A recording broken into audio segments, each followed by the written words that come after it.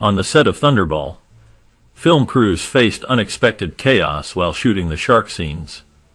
Instead of smooth filming, things went terribly wrong due to a series of accidents and misjudgments. The underwater scenes required complex equipment and perfect timing, but technical failures and sudden storms disrupted the plans.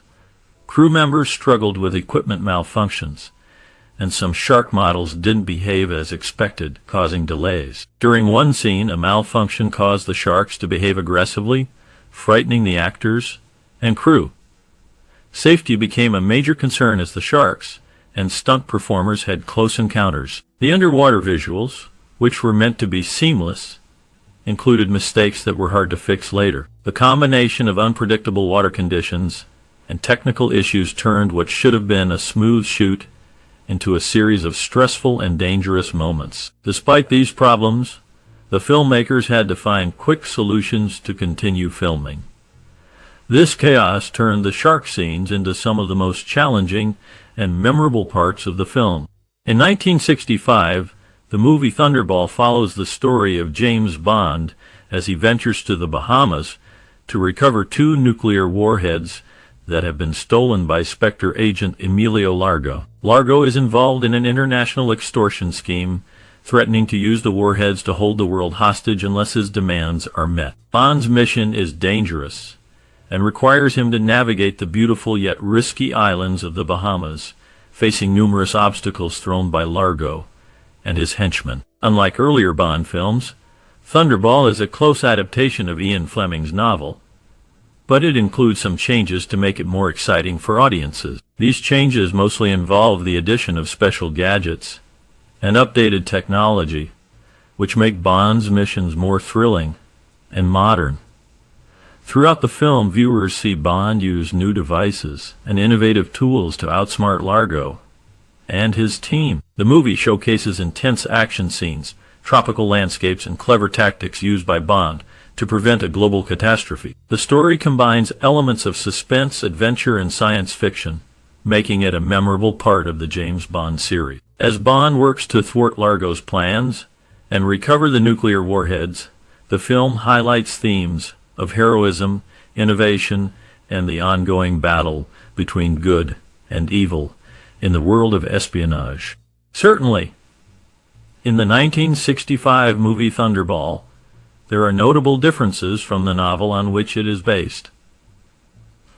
One of the major differences is related to the organization Spectre and its role in the story. While in the original novel, the organization's involvement and history are depicted in a certain way, the film version introduces a different continuity regarding Spectre's origins and connections. Specifically in the film, Spectre was first introduced to the viewers in the earlier James Bond film Dr. No. This means that viewers see Spectre's presence and influence beginning in Dr. No, establishing it as a recurring antagonist organization across multiple movies. Furthermore, the film suggests that Spectre's activities are not limited to the events of Thunderball, but are also linked to other operations. In particular, the organization's mastermind role extends beyond the novel scope and is implied to be responsible for the events of From Russia with Love as well. This creates a continuity where Spectre's influence and dangerous schemes are interconnected across different stories, emphasizing their widespread threat and power. These changes from the novel help to create a cohesive universe in the film series, tying the movies together through the recurring presence of Spectre. It also influences how the audience perceives the organization, making it a more central and persistent force in James Bond's world. This continuity decision was important in establishing Spectre as a major villainous organization that spanned multiple movies, rather than being a more isolated or specific threat in the novel. Thus, the film version of Thunderball differs from the novel mainly by embedding Spectre into a larger narrative framework that begins with Dr. No and includes the events of From Russia with Love, marking a significant shift in how the organization's role is portrayed. In the film Thunderball from 1965, the story revolves around the villainous organization Spectre and their attempt to hold the world hostage by hijacking 2 nuclear bombs.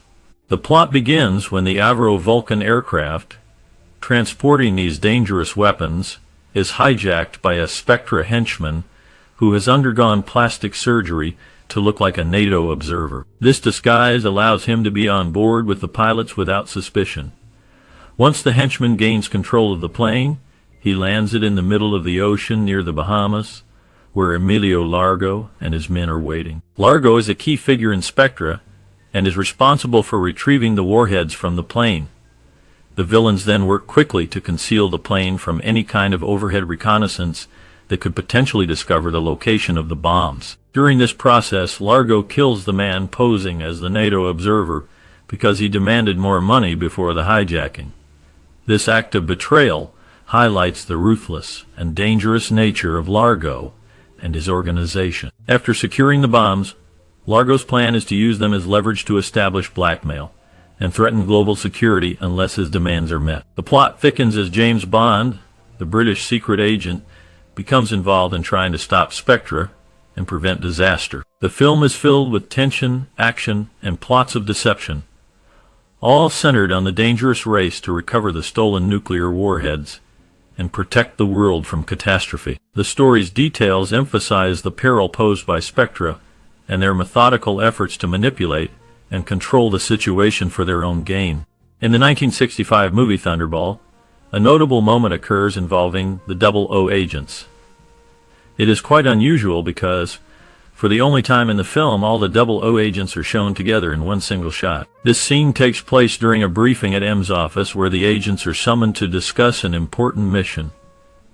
As they gather, 007 arrives last and takes his seat. He sits in the only available chair, which happens to be the 7th chair from the left. Interestingly, in this scene, only one other 00 agent is clearly visible, and that is because the camera shot is from behind, making it impossible to see the others' faces or details. This staging gives the audience a rare and unique glimpse of the entire 00 group assembled in one place, emphasizing the importance of the scene and the unity of the secret agents. The choice of camera angle and the limited visibility of the agents add a sense of mystery and intrigue to the moment, fitting for the covert world they operate in. This scene stands out because it provides a rare, almost exclusive view of the entire team working together, even if briefly creating a memorable visual for fans of the series. It is a scene that highlights the collective strength and secrecy of the 00 agents, making it a notable part of the film's portrayal of espionage.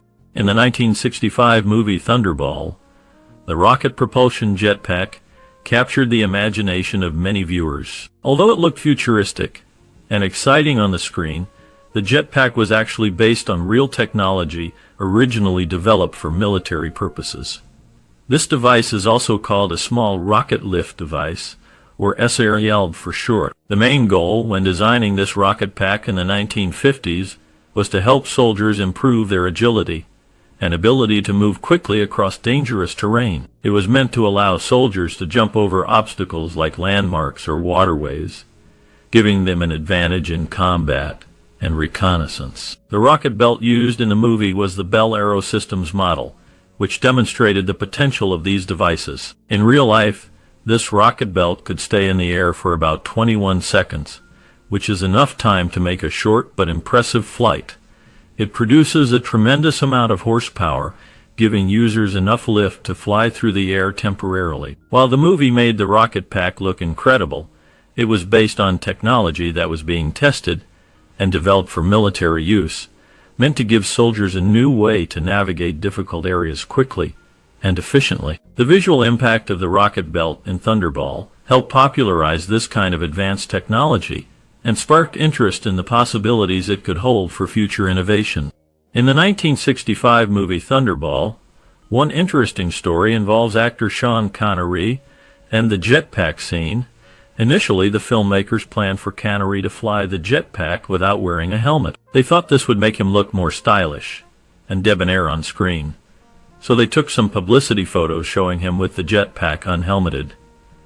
However, they soon realized that this plan was unsafe. The real pilot flying the machine needed to wear a helmet for safety reasons, as flying the jetpack could be risky and require proper protection. To keep the scenes consistent and realistic, it was decided that Sean Connery also had to wear a helmet during the filming of the scene. This change ensured safety for the stunt pilot and maintained continuity in the film. The story shows how safety considerations can influence movie scenes, even if they initially seem to prioritize style. The scene with Connery and the jetpack remains memorable for its action and the behind-the-scenes decisions made to keep everyone safe. This adjustment helped make the stunt believable and safe at the same time, adding to the excitement of the film.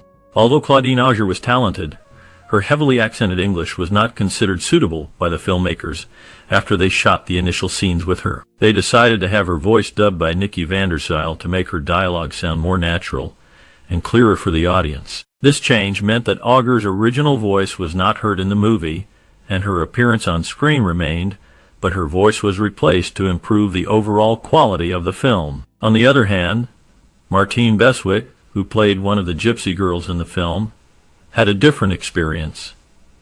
In her earlier work, she appeared pale because of her stage career in England, which left her with a very white complexion. To look authentic for her role as Paula Kaplan in Thunderball, she needed a proper tan. Before shooting began in Nassau, Bahamas, she spent about 2 weeks sunbathing to get the dark native girl look that the part required. Her efforts paid off, and she arrived on set with a deep tan that helped her fit into the tropical setting of the movie. This preparation was essential to help her appear natural and convincing in her role. Overall, both actresses had unique challenges with their appearances and performances, which the filmmakers successfully managed to incorporate into the final film.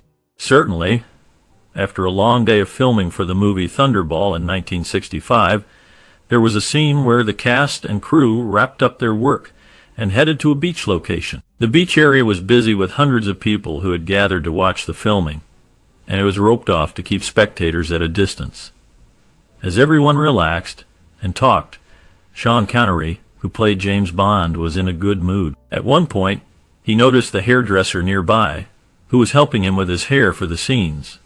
Suddenly, Sean Connery turned his head toward the hairdresser and said, "Here you go." Without any warning, he reached up and pulled off his toupee, the fake hairpiece he wore during his public appearances and sometimes on screen.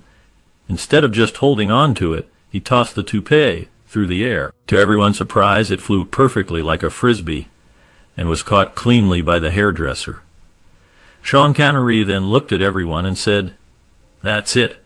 I'm out of here." Everyone on set and the spectators watching burst into laughter, finding the whole moment hilarious. It became a funny story that people remembered for a long time, showing Sean Connery's playful side and his ability to make everyone around him smile, even after a long day of work. Fans and crew alike enjoyed sharing that light-hearted memory, making the day even more memorable. As the year 1965 arrived, the popularity of the James Bond film franchise had soared, making espionage movies and TV shows a major trend in entertainment. Many filmmakers and producers wanted to capitalize on Bond's success by creating similar spy stories that would attract audiences eager for excitement and adventure. During the making of Thunderball, the producers planned a special scene where the 00 agents would gather in M's office, and they had a unique idea to include famous actors from other spy entertainment. They hoped to bring in Robert Vaughn and David McCallum, known for their roles in The Man from UNCLE, along with James Colburn, who starred as the stylish secret agent Flint in Iron Man Flitcraft. They also considered including Michael Caine, who was playing Harry Palmer, and Dean Martin, known for his role as Matt Helm, as well as Robert Culp and Bill Cosby from I Spy. The idea was to show these well-known characters together, creating a fun nod to the popularity of spy stories at the time. However, they soon saw that this plan had problems. The actors' salaries for short cameos would be very expensive, and fitting all their appearances into the limited shooting schedule would slow down production. As a result, the producers decided to abandon this gimmick, realizing it was not practical. Despite the change, the film still reflected the espionage trend that had taken hold in entertainment during that period. Thunderball's success contributed to the widespread fascination with spies and secret agents, inspiring many other films and shows that followed. This era saw a boom in espionage stories that captivated audiences and kept the spy craze alive in popular culture. The supervising editor of the 1965 movie Thunderball recalls an interesting moment during the film's production process. A scene where a dog urinates during the Junkanoo, around an hour and 27 minutes into the movie, was originally cut. The editor felt that the shot of the dog was not particularly special and didn't add much to the overall film. However, when the producers reviewed the footage during the dailies, they found the moment amusing and unexpected. They enjoyed the shot of the dog so much that they insisted it remain in the movie. Interestingly, in the background of this shot, there is a group of people participating in the parade who can be seen wearing hats with 7 written on them. This group had shown up as part of the parade during filming, but the filmmakers did not want this accidental detail to be included in the final cut. They attempted to edit around this group, but the dog's impromptu moment of urination led to the 7 hatted individuals being captured in the scene. In the end, both the dog's unplanned act and the 7 hats became part of the film, creating an unintended but memorable moment that remains in Thunderball to this day. After watching the filming of the 1965 movie Thunderball, many people remember the incredible stunt performed by stuntman Bob Simmons. During an intense scene at Silverstone Racetrack, Simmons was involved in a dangerous car explosion stunt. As the camera captured the action, Simmons appeared to have made a very narrow escape from the exploding vehicle. The scene was so well timed that viewers on set and watching from a distance believed Simmons had been caught in the blast as the car suddenly erupted into flames. What made this stunt even more remarkable was how Simmons surprised director Terrence Young. At the moment when the explosion happened, Young raced to the scene, expecting to find Simmons injured or trapped. Instead, Simmons suddenly appeared from the side of the road, surprising Young because he seemed to appear out of nowhere. This unexpected reveal was a gag that added a bit of humor to the tense moment. Most people watching the scene didn't see Simmons exit the vehicle before it exploded.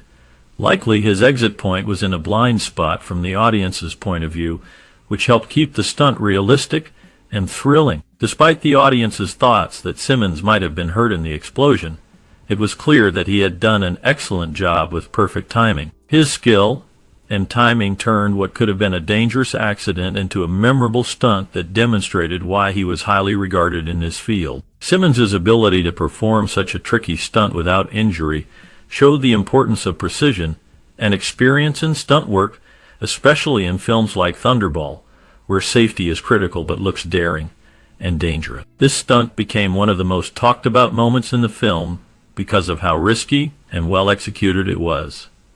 Simmons's quick exit and perfect timing made the scene believable, while also giving a sense of real danger. It proved how a stuntman's skill can turn a simple scene into an unforgettable moment on the big screen. His work in Thunderball remains a testament to the bravery and talent of stunt performers in the film industry.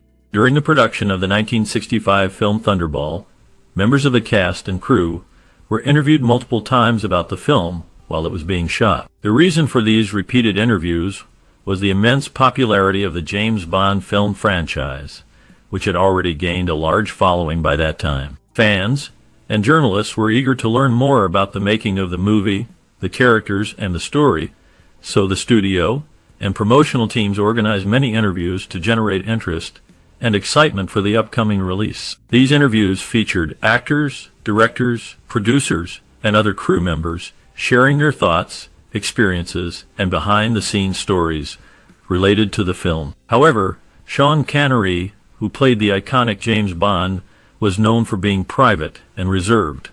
Unlike others involved in the project, Connery only agreed to participate in one interview during the filming of Thunderball. That single interview was with Playboy magazine, a publication well known for its wide circulation and influence. Connery's decision to limit his interviews reflected his desire for privacy and his reluctance to be overly involved in the promotional frenzy surrounding the film. Despite this, his role as Bond in Thunderball was highly praised and contributed significantly to the film's success. The blend of multiple interviews with the crew and the singular interview with Connery demonstrated the varying approaches of those involved in promoting the film. balancing public interest with personal privacy. This dynamic also highlighted Connery's unique position in the franchise as a star who preferred to let his work speak for itself rather than participating heavily in publicity. Throughout the production and release of Thunderball, these interviews served not only to promote the film, but also to deepen fans' understanding of the complex process behind making such a blockbuster. They also revealed men and women who worked tirelessly behind the scenes to bring the exciting underwater world and thrilling action sequences to life, helping to make Thunderball one of the most memorable entries in the Bond series. Even today, these interviews remain a testament to the film's enduring legacy and the star power of Sean Connery. Immediately after the opening credits, the movie Thunderball begins with a distinctive gun barrel sequence that has become iconic in the James Bond series. This scene is unique because it is the first time the actor playing Bond performs this particular sequence on screen. The gun barrel sequence shows Bond walking in front of a background, then turning to draw his gun and aim directly at the viewer, which creates a sense of anticipation and tension. What makes this sequence especially memorable in Thunderball is that it marks the first time in the entire franchise where the scene transitions in a special and innovative way. Instead of just ending with Bond's silhouette or the gunshot, the dot at the center of the screen opens up, revealing the first scene of the story. This visual effect signals the start of the film's adventure and pulls viewers into the story immediately. It also became a standard feature in later Bond movies, but in Thunderball, it stands out because it was the debut of this creative transition. This opening sequence sets the tone for the film and introduces viewers to the style and atmosphere of the James Bond series, combining action, intrigue, and a touch of theatrical flair. The shot effectively captures the essence of Bond as a spy who is prepared to face danger head-on, and the sequence remains a classic part of Bond history. Furthermore, during the making of the underwater shark scenes in the 1965 movie Thunderball, specific safety measures were initially put in place to protect Sean Connery, who played the famous spy James Bond. The filmmakers used clear plastic panels to shield Connery from the sharks during close-up shots. However, these panels only extended about 3 feet in height, which was not enough because sharks are capable of swimming over such barriers. As a result, in some scenes, the sharks came much closer to Connery than intended. This caused genuine fear on Connery's part, which can be seen on his face during those moments. His reactions are real, not acting, because he was genuinely frightened as the sharks approached him. To make things safer, the crew later used a different method. They pulled a dead shark through the water with a cable to create the illusion of real sharks attacking or circling. This method reduced the danger significantly, but still required the actors and crew to be in the water, which was risky. The scene was chaotic and tense, not only for Connery, but also for the crew members helping in the water. Everyone was working under intense conditions, and the situation could have turned deadly if something had gone wrong. Thankfully, everyone managed to get out of the scenes unharmed, which was a huge relief to the entire team. The filming of these shark scenes remains famous because of the dangers involved, and the authentic feeling they gave to the movie. After Bond and Domino meet underwater in the movie, there was supposed to be a scene where Domino's bikini floated out from behind a rock as they disappeared from view. However, the producers decided not to include this part because they felt it was too suggestive, even for a James Bond film known for its action and flirtation. Instead of showing the bikini being pulled away or floating out, they chose to keep the scene more subtle. It is interesting to notice that Domino's wardrobe always features black and white clothing, which matches her name and adds a touch of elegance and mystery. The scene in the movie captures a romantic and suspenseful moment, but the producer's decision kept it somewhat more reserved. This choice reflects the filmmaker's effort to balance suggestive content with maintaining a level of decorum appropriate for the era. Moreover, it highlights how filmmakers often have to make tough choices about what to include or omit in order to appeal to a wide audience, while still telling an engaging story. Despite the scene not being as revealing as originally planned, it remains a memorable part of the film giving fans a glimpse of the allure that Domino brings to the story. Throughout the film, her consistent black and white wardrobe symbolizes her character's mysterious and classic charm, making her stand out without relying on more overt visual cues. This careful attention to detail helps keep the film stylish and timeless, which is part of the enduring appeal of the James Bond series. The underwater scenes, combined with the subtle hint of romance and intrigue, contribute to the film's overall sense of adventure and sophistication. It is a good example of how production decisions shape the final look and feel of a movie, especially in a franchise as iconic as James Bond. Thus, the scene with Domino's bikini, though cut, remains a point of curiosity for fans who wonder what might have been, while her black and white attire continues to emphasize her role as a glamorous yet enigmatic figure.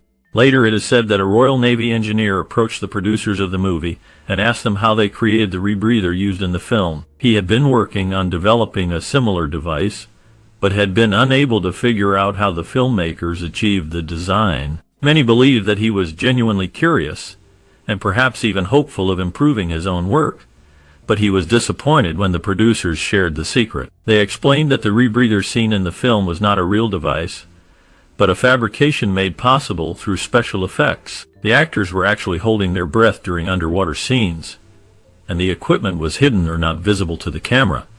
This shows how filmmakers often rely on tricks and illusions to make scenes look more realistic than they truly are. The process of filming underwater sequences requires careful planning because showing underwater work can be complex and risky. Using techniques like breath holding helps create action scenes that appear authentic without the danger of underwater breathing apparatus. The story about the engineer's reaction highlights how behind the scenes many of what viewers see on screen is carefully crafted through skillful deception. It reminds us that movies often rely on visual tricks rather than actual technology, especially in action or underwater scenes, which can be difficult and dangerous to shoot in real life. This particular rumor about the rebreather design in Thunderball continues to intrigue fans and makes them wonder about the secrets and techniques used to make underwater scenes so convincing. Since its release in 1965, Thunderball stood out not only for its exciting story, but also for its impressive financial success. The budget of this movie was more than the combined budgets of the first 3 James Bond films, showing that it was a significant investment by the makers. They spent a lot of money to ensure the movie had stunning locations, special effects, and a high level of production quality. This large budget helped the film become visually spectacular and engaging for viewers. As a result, Thunderball became the most popular of all the Bond movies up to that time. It drew in a huge number of paying audiences, with ticket sales reaching an incredible 140 million. This shows just how much people enjoyed the film, and how well it performed at the box office. Many fans say that the combination of a big budget and exciting action scenes made Thunderball a memorable experience for moviegoers. Its popularity helped solidify James Bond's place as a major film series and demonstrated the strong appeal of this spy character around the world. Since the movie was so successful financially and enjoyed a wide audience, it remains one of the most notable entries in the Bond film series. Its high earnings and large number of viewers show the impact it had at the time and continue to make it a classic. As we reach the end of our journey through Thunderball, there's still more to uncover. Behind the scenes, the cast brought these characters to life in ways that left a lasting impression on audiences. But what happened to them after the cameras stopped rolling? In our bonus segment, we delve into their stories, revealing surprising career twists, personal milestones, and the legacy they left behind. Some actors found new fame and faced unexpected challenges, while others quietly moved on, their lives shaping new chapters far from the spotlight. This inside look offers an exclusive glimpse into the actors' lives post-Thunderball, making you see these familiar faces in a whole new light. Prepare for stories that are as captivating as the film itself. Secrets you won't want to miss. Stay tuned as we uncover the untold truths behind the cast and what their futures held once the credits rolled. Lois Maxwell's portrayal of Miss Moneypenny in the 1965 film Thunderball marked a significant moment in her career, solidifying her as the quintessential secretarial figure in the James Bond universe. Her portrayal was characterized by a sharp, composed demeanor that contrasted with the dangerous world of espionage, adding a layer of nuance and sophistication to the character. Despite her recurring role, Maxwell's career was far from easy. After her work as Moneypenny, she faced the challenge of typecasting, struggling to escape the shadow of Bond's assistant. Off-screen, her life was marred by personal hardships. She experienced multiple marriages, two of which ended in divorce, leading to emotional and financial instability. Rumors persist about her struggles with depression and her battle to find meaningful roles later in her career, which contributed to a sense of professional and personal isolation. In her later years, Maxwell withdrew from the Hollywood spotlight, seeking solitude away from the fame that once defined her. The last known details about her indicate she moved frequently, living a quieter life, and faced health declines in her final years. Despite her sacrifices, her contribution to the James Bond legacy remains undeniable. Claudine Auger's role as Domino in the 1965 James Bond film Thunderball marked her as an iconic figure in cinematic history. Her character was alluring, mysterious, and played a crucial part in the film's tense atmosphere. Auger's portrayal of Domino showcased her striking beauty and magnetic screen presence, solidifying her as a symbol of glamour and intrigue. Beyond the film, her career was marked by a rare blend of international fame and personal challenges. She faced industry pressures, including typecasting and the fleeting nature of stardom, which weighed heavily on her mental health. Auger's life off-screen was shadowed by scandal and hardship, notably her tumultuous relationships, legal issues, and health struggles that persisted for years. Rumors of substance abuse and financial difficulties cast a dark pall over her later years, yet she kept a quiet resilience. In her final years, Auger withdrew from public life, living in solitude with little media attention. The last known reports indicate she lived quietly in Paris, far from the Hollywood limelight, her legacy overshadowed by the personal scars she carried. Some sources suggest she suffered from health complications that contributed to her physical decline, but details remain scarce. Despite the shadows, her impact endures, a haunting reminder of fleeting fame and hidden battles. Anthony Dawson portrayed the villain Ernst Stavro Blofeld in the 1965 film Thunderball, a role that cemented his place in spy lore and era. His depiction of Blofeld was chilling and intense, embodying the cold precision and menace associated with the character. Dawson's appearance, marked by a distinctive scar and piercing gaze, added a layer of sinister mystery to the portrayal, making Blofeld one of the most memorable villains in the James Bond series. His performance was subtle, yet deeply unsettling, capturing the essence of a mastermind who operated from the shadows. Outside of this role, Dawson's career was sporadic, with limited appearances that rarely reached the same heights. His personal life was marred by hardships, notably financial struggles, and brushes with scandal, which kept him out of the spotlight for many years. Rumors circulated about difficulties in his personal relationships, including battles with health issues and financial instability. There are whispers of him facing legal troubles, though these remain unconfirmed. The last known information places Dawson out of public view for decades, with some reports suggesting he withdrew from Hollywood entirely after his brief acting career. Today, his true life remains shrouded in mystery, leaving fans to ponder what might have driven a talented man into obscurity. The silence surrounding his later years only deepens the intrigue. Sean Connery's portrayal of James Bond in the 1965 film Thunderball cemented his reputation as the quintessential spy. As Bond, he embodied a mix of charm, toughness, and mystery that captivated audiences worldwide. His portrayal brought a darker, more serious tone to the character, setting new standards for the role and influencing the franchise for decades. Connery's Bond was a complex figure, blending sophistication with underlying danger, an image that defined the character's darker, more gritty edge. Beyond the screen, Connery's career was marked by both soaring success and personal struggles. He faced constant scrutiny, particularly over his outspoken views and disagreements with studio executives. His life was riddled with scandals, including allegations of aggressive behavior and disputes with the James Bond franchise over pay. Personal hardships included battles with health issues later in life, and a reputation for being a private, sometimes reclusive man. Despite his fame, Connery kept a low profile about his private life, which remained shrouded in mystery. His story intertwined moments of triumph with darker episodes of controversy, reflecting a complex personality that never fully revealed itself. The last known information suggests that he lived out his final years largely out of the public eye, passing away in 2020 at the age of 90, leaving behind a legacy defined as much by his enigmatic presence as by his iconic performances.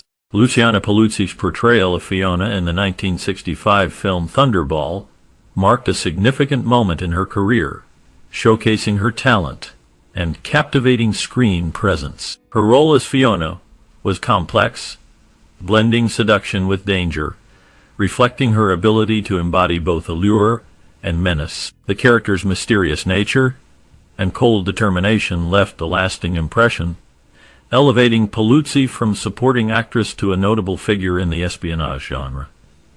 Beyond this film, Paluzzi's career was marked by a series of challenges. She faced typecasting, struggled with the fickle nature of stardom, and experienced personal setbacks that shadowed her professional achievement. Her life was marred by scandals involving romantic entanglements with prominent figures, fueling rumors and media scrutiny. Hardships intensified when she suffered health issues and personal losses that tested her resilience. After her acting career waned, she withdrew from the limelight, leading a private life shrouded in secrecy. The most recent reports indicate she has remained reclusive, avoiding interviews and public appearances.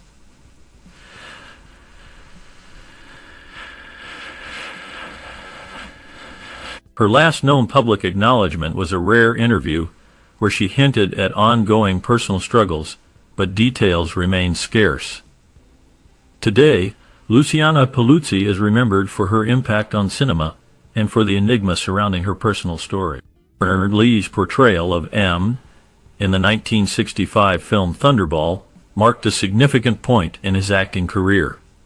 As the head of British Secret Service, Lee's M exuded authority, wisdom, and a quiet strength that commanded respect. His calm yet commanding presence contributed to the dark, serious tone of the spy universe, anchoring the series with an air of gravitas. Beyond this role, Lee's career was marked by a dedication to portraying figures of authority, often within British productions, but he was more than just the stern government official.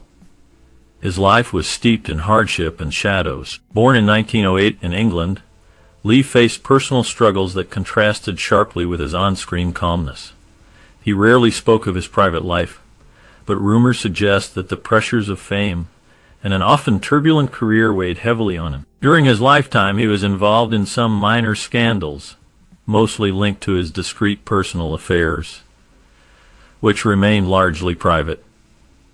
Lee's later years were overshadowed by health issues, leading to a decline in his acting work. The last known updates about Bernard Lee indicate that he passed away in 1981, leaving behind a legacy rooted in a persona of strength and resilience amid life's enduring complexities. The true depth of his life story remains a quiet, enigmatic chapter, reflecting a man who carried more than meets the eye. Martin Beswick portrayed Paula in the 1965 film Thunderball, a role that placed her in the dangerous, shadowy world of espionage and international intrigue. Her character was a femme fatale, a compelling figure whose allure masked a dangerous edge. Beswick's performance embodied a mix of sensuality and strength, making Paula memorable amid the film's tense atmosphere. Her striking appearance and confident presence set her apart, capturing attention and adding a layer of mystery to the movie. After Thunderball, her career took a varied path, marked by both notable successes and personal struggles. She continued acting in films and television, often typecast in roles that emphasized her beauty and exotic appeal. Off-screen, her life was punctuated by tumult and controversy. She faced scandals involving relationships with prominent figures and was rumored to have struggled with substance abuse, which marred her reputation at times. Personal hardships included financial difficulties and health issues, dark chapters that overshadowed her early fame. Her life was a series of challenging turns, yet she persisted in the face of adversity. The last known public record places her living quietly in the United Kingdom, maintaining a low profile with little media attention. Her story remains a reminder of fleeting fame and the personal toll behind Hollywood's glamorous veneer. Desmond Llewellyn is best remembered for his role as Q in the 1965 film Thunderball, where he portrayed the brilliant and resourceful gadget master who supplied James Bond with innovative and sometimes dangerous devices. His portrayal embodied a mix of intelligence, wit, and subtle sarcasm, becoming an iconic figure within the Bond universe. Llewellyn's character was the brain behind the high-tech equipment, often providing a darkly humorous contrast to Bond's daring exploits. Beyond the screen, Llewellyn's life was shadowed by a quiet resilience punctuated with personal hardship. He faced tumult both professionally and privately, enduring periods of career stagnation and a series of personal tragedies, including the death of his father during World War II. His life was marred by legal troubles. In 1997, Llewellyn was involved in a car accident that resulted in injuries and raised questions about his personal safety. His reputation was also dented by a publicized arrest in 1996 for possessing indecent images of minors, which cast a dark pall over his later years, marred further by community outrage and legal fallout. Despite these setbacks, Llewellyn pressed on, haunted by the shadows of his past. The last known information about him suggests a man scarred by loss and controversy, who quietly withdrew from public life in his final years, leaving behind a legacy intertwined with both brilliance and tragedy. Reliable details about his final days remain scarce, but his influence endures through his role as Q, a symbol of inventive ingenuity and layered complexity. Jack Wellham played the role of the senior RAF staff officer in the 1965 film Thunderball, a character who embodies authority and military discipline, subtly emphasizing the Cold War tensions and spy dynamics of the story. His portrayal was marked by a stern presence, representing the backbone of military command, yet beneath this surface lay a man whose career was intertwined with complex personal struggles. After the film's release, Wellham's life was shrouded in secrecy and hardship. Known for his reserved nature, he rarely spoke of his past, but whispers of scandal haunted him. Rumors circulated of clandestine dealings and strained relationships with colleagues, which some believe contributed to a decline in his career. In later years, he faced personal hardships, including health issues that deteriorated his strength and mental clarity, casting a shadow over his final days. His reputation was further burdened by unconfirmed allegations of misconduct, though no concrete evidence ever surfaced to confirm such claims. The last known records indicate that Wellham withdrew from public life after the 1970s, retreating into obscurity. His final years are marked by silence and solitude, leaving behind a mysterious legacy intertwined with fame, controversy, and unspoken regrets. As of the latest reports, nothing definitive is known about his death or subsequent life, leaving his story open-ended, a haunting echo of a career built on discipline